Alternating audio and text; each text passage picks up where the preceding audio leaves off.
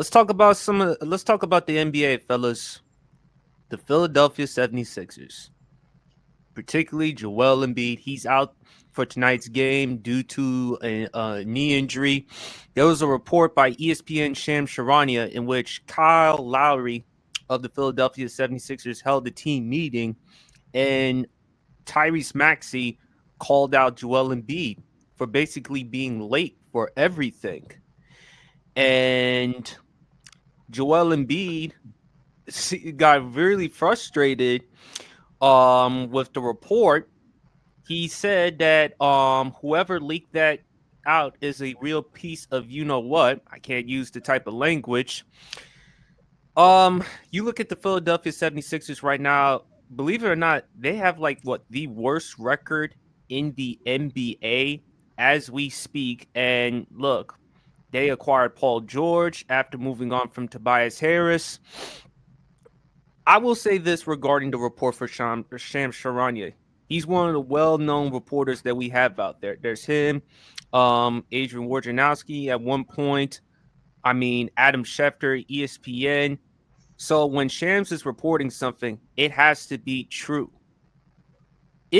And with Joel Embiid, guys, we talked about Joel Embiid. Remember the columnist Marcus Hayes, who wrote a column mentioning Joel Embiid's late brother and son, both by the name Arthur.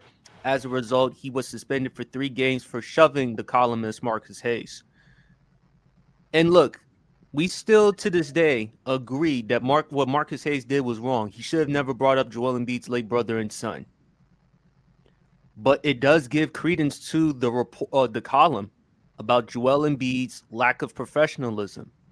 Joel Embiid has been in the NBA for now 11 years. He was drafted in 2014 with the 3rd overall pick by the Philadelphia 76ers.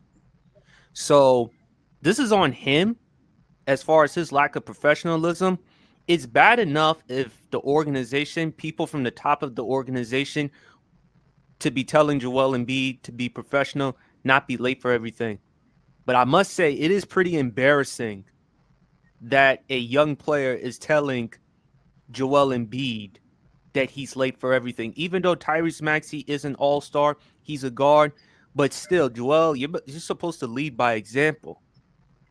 You're supposed to set an example for all the other young players. And if the other young players, if they see that, then guess what? They're going to copy the same exact thing from Joel Embiid. And this is more with the Philadelphia 76ers because this is what they've tolerated. This is what they've allowed. I mean, not just Joel Embiid, dare I say Ben Simmons? Because when they drafted Ben Simmons coming out of college, what were the projections of Ben Simmons? They said LeBron James, right? I heard Stephen A. Smith say all the time, he's a jump shot away from LeBron James. Nowhere near that. And you're seeing Ben Simmons now in different teams, and he's regressed. So when I look at the Philadelphia 76ers, don't get me wrong, it's still on Joel Embiid because you've been in the league that long. You're supposed to lead by example, and you're not being a professional. And the fact that younger players are calling you out, Tyrese Maxey is calling you out, that is embarrassing. That's just as embarrassing as the Kyler Murray situation with the homework clause. Because you've been there long enough, you should know how to act like a professional, in my opinion. But for the Philadelphia 76ers, they've tolerated this mess. They've tolerated it for so long. So I look at it both sides. And for the Philadelphia 76ers, what are you trying to do? What are you trying to accomplish? I mean, and look, I talked about this with my therapist. She lives in Philadelphia.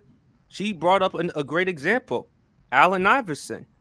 Champ, do you remember Allen Iverson during the time he was in Philadelphia, when he went to TJIF Fridays, partying and drinking? This is what the Philadelphia 76ers had tolerated. Now, again, Allen Iverson, we gave him a pass because of how great he is as a player. And the reason why Embiid gets a pass with the Philadelphia 76ers is because of how great of a performer he is. But imagine if Joel Embiid wasn't late. Imagine if Joel Embiid took it like a professional. Imagine if Joel Embiid got himself in shape every single year. We should be talking about him the exact way that we're talking about Nikola Jokic, Giannis Antetokounmpo, all the other all-time great players. Don't get me wrong. Embiid is a great player, deservedly so of the Hall of Fame. But Joel Embiid could be so much more if he take the game more seriously. And I think it's a problem with Joel Embiid. You could say it's on Embiid because of his lack of professionalism, his history. You could say it's the modern day history with these athletes, but it's still on the Philadelphia 76ers because this is what you've allowed and tolerated. So, Champ, I'm going to let you go. What are your thoughts about the report? What are your thoughts about Embiid, how he's handling it? What's your thoughts about Philadelphia in general? Number one, I will say this. There's this particular reporter, and I will not say his name, who shall remain nameless. You know who I'm talking about, PSP. And this is the only time I've ever agreed with this particular person. And that is when he said the real process is Nikola Jokic, and the real joker is Joel Embiid. And he said that almost 8 years ago. And that's the only time where I ever looked at it and said he is absolutely right. He's absolutely right. And the thing is, if you're late for every little thing, what does that say about your seriousness of the game? You're supposed to be vying for the Western Conference Finals with Boston right now. That's what you was predicted to do before the season started. Because you went and got Paul George, you made some additions by subtractions. You made a lot of big moves. You was predicted to go against the Celtics and renew the rivalry that was there in the 80s when the Celtics just practically hated the 76ers, which is still a rivalry, not as much as it was back then, but still a rivalry. But none of that is going on. Number one, look, and might be the hottest take I ever have. Look, the process is over. It's over. We've trusted it long enough. The process is over. So, and you've tried it with several other different pieces. You've tried it with Joel Embiid and Ben Simmons themselves. You've tried it with Tobias Harris. You've tried it with Jimmy Butler. You've tried it with James Harden. Now you've tried this whole trust the process situation with nearly every star player that we can name. And it hasn't worked. And the common denominator of that is Joel Embiid, unfortunately. He's the common denominator of this. Now, you can put a lot of blame on the 76ers for a lot of things. They should have kept Jimmy Butler instead of Tobias Harris. I think if Jimmy Butler would have been there instead of, a lot of these other players, he would have held Joel Embiid more accountable. And that's why he liked Jimmy Butler, because he held him accountable. But the thing is, look, eventually, there's an old saying that my old man, shout out to Johnny Pryor. You know who he is. I know you out there watching. I told you to watch tonight. He always used to tell me this when I used to go to school, go on the football field, get in the boxing ring, whatever I was doing. He used to always say, and I know you heard this too, BRF, because you from down south. I can want something for you all I want to. You have to want it for yourself. You have to want it for yourself. And the thing is, you're unhealthy. I mean, and these are not the first reports. Remember, there was reports back in the day, when he first got in the league, of they had to literally pry junk food away from him. What does that say about your dedication? What does that say about your approach to the game? So, look, and if young play, and we haven't, as far as him being called out by Tyronn Maxey, we saw this before with Shaq and Kobe. Yeah. We saw this before with Shaq and Kobe. Jim Gray. Remember when Yeah, Kobe called Jim Gray to do an interview, and then Kobe just basically called Shaq fat and lazy? yeah, and told him to stop eating all them doggone Krispy Kremes. Exactly. So this ain't nothing new, but the thing is this: this is your 11th year in the league. This is your 11th year. You just won the MVP not too long ago, but the things that you are doing is making that MVP a distant memory. Right now, your team is in the lottery. Your team is in the lottery. Right now we're talking about Cooper Flag maybe possibly teaming up with Joel Embiid. You're in the lottery. That says a lot about this team, and you should be carrying right now. You should be carrying this team on your back like the leader that you should be. Instead, every time we read about you, it's in the news. Now, I don't blame you for sizing somebody up because they're talking about your brother and your son. That's perfectly fine. But the thing is, when you are doing things that is unbecoming of an athlete, of a professional, guess what? You're opening yourself up in order to get a lot of that flack. It's got to stop one way or another. In Philadelphia, stop enabling star athletes. Stop.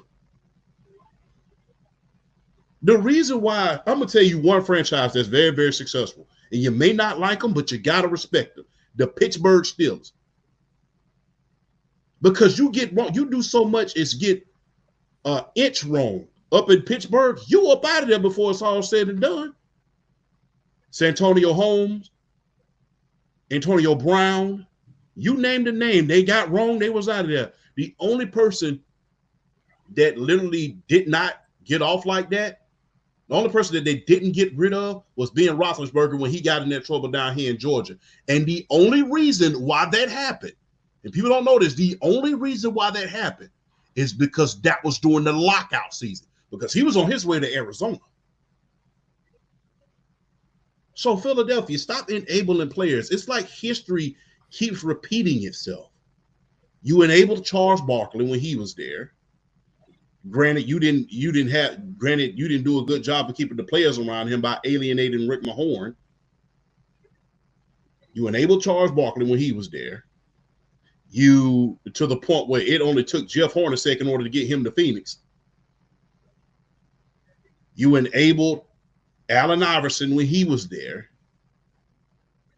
Granted, he won the MVP, but it could have been so much more. Now it's Joel Embiid. How many times must you enable athletes before you kind of figure out, hey, I don't need to do that, and that's not conducive to winning? Hey, on that note, the process is over. Either you need to look into either you need to start calling teams in order to get you like 5 first-round picks for Embiid right now, because right now he can't stay healthy. Right now that team is unhealthy. You're in the lottery right now. There's a big old chance right now. As of right now, granted, it's still garbage time. You're in the running for Cooper Flag at this point. That's the thing. You're in the lottery right now. So either you need to get these players in gear, or you need to start making calls in order to blow the process up, because that's what it's looking like right now. BRF? I mean, what more? What more can you say? I mean, it's crazy too, because Joel Embiid should never be anywhere outside of top 3 player in the world discussions. I mean, he just shouldn't be anywhere outside of that. I mean, just what he brings to the table, his ability to play under the basket, his mid range. I mean, his ability to shoot the 3, his rebounding, his rim protection. I mean, in terms of even at his size, and sure, in terms of sheer talent, when he's on his A game, I doubt you can name 3 to 5 players better than him when he's on his A game. But it's just the lack of. If you don't want stuff like that to come out, get your mind right. You shouldn't be doing that. You shouldn't be acting that way if you don't want stuff like that to come out. I'm sorry, it should not be Tyrese Maxey, who's what, 3rd, 4th year in the league, calling you out like that, it should not have to get to that point where third year, fifth year, fifth year. fifth year should not take a fifth year guy, albeit Tyrese Maxey is an all-star and one of the growing, budding potential superstars of this league. Should not take him calling you out like that. When a fifth year guy is calling you out like that, you really might want to look in the mirror at yourself and see what you're doing wrong. And it's funny because I've seen reports like in the offseason, and this is kind of true to what they're saying as far as Tyrese Maxey growing to be the vocal leader of that team. Why is he growing to be the vocal leader of that team when you have a Joel Embiid on your roster? Why is it should not be him. And the fact that it's him says a lot about Joel Embiid. Because honestly, I feel like you have to kind of look at his motivation to play ball and his motivation to get better and his ability to like his professionalism. It's like late to everything. I mean, at some point you gotta look at yourself and you gotta decide what you really want as far as your career. And if I'm the Philadelphia 76ers, I think they're what 2-12, whatever their record is right now. I think it was 2-12 going into the night. So I mean, it's like if y'all keep going like this with your roster, which I mean, you should still be doing better with the roster that you have. I mean, besides Joel Embiid and Tyrese Maxey, I mean, Kelly Oubre Jr. is not a scrub. You got a growing rookie stud in Jared McCain, who's been balling his butt off since he finally got enough. Yeah, exactly. Who's getting an opportunity to be the two guard for this team and absolutely been going off. Like and even with the healthy and even with Paul George, who's like in and out of the lineup in his own right, Paul George can still play. He can still give you 20 to 25 a night. So it's like, what are we doing? I mean, if I'm the Philadelphia, like if I'm the Sixers and I keep going like this at this route, you have to legit start thinking about the future. And you got to start thinking about the future without Joel Embiid. I think if it gets to a point where they're just like completely out of that out of the playoff race, you gotta take calls for Joel Embiid. You gotta take calls for Paul George. If you're completely out of the race by say All-Star break before the trade deadline, I'm seriously considering taking calls for both of those guys because those are guys on rosters trying to win championships. And if they're not doing anything, what do you do? What's the point of keeping them if this is the results that you're going to get? What, sell Right. tickets? Yeah, I mean, don't get me wrong. It's Philadelphia. It's a big market. But at the same time, Philly wants to win. They don't want – and that's a great sports town. And shout out to our guy, Broad Sports.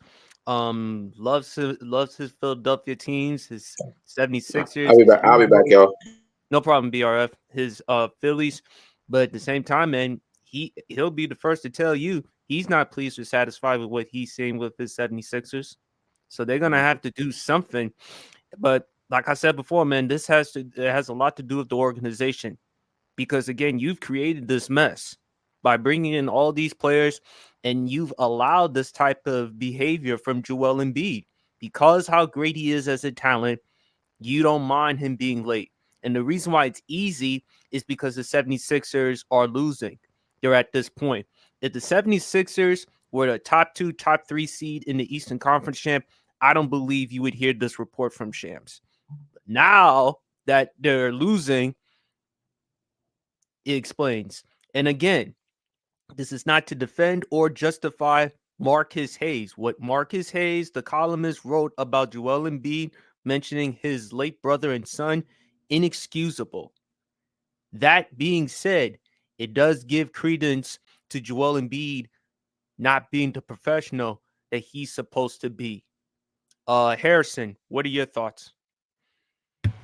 I got no comment, but like I'm just imagining them tanking for Cooper Flag and just imagine this trio: Joel Embiid, Jared McCain, and Tyrese Maxey. You could have thought about it like 7 years ago. Remember, Harrison, they had the number 1 overall pick. They could have drafted Jason Tatum, but instead they decided to go with Markelle Fultz in 2017. I know. Oh yeah, that's the guy I, from the University of Washington. Yeah, I was there. I was there at the time of that draft.